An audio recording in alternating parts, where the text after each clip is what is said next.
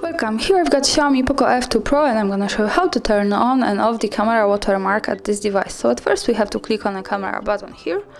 And for now, as you can see, we are in the standard photo mode, so let's go to the more advanced settings, and we can do it by tapping on this button at the right corner here, and from here we go to the left corner to these settings, and by tapping on this we get access to the camera settings.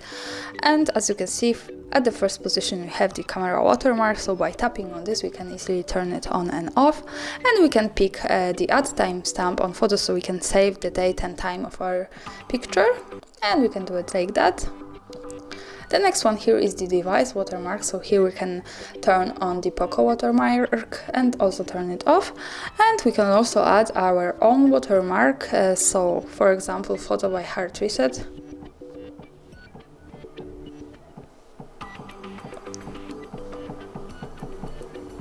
And save. And now I'm going to keep turning it on to show you how it looks like on the picture.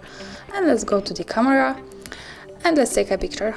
Now we go to the preview, and as you can see we have the Poco watermark and photo by HardReset at the left corner and the date with time at the right corner. So that's all, thanks for watching, subscribe our channel and leave the thumbs up.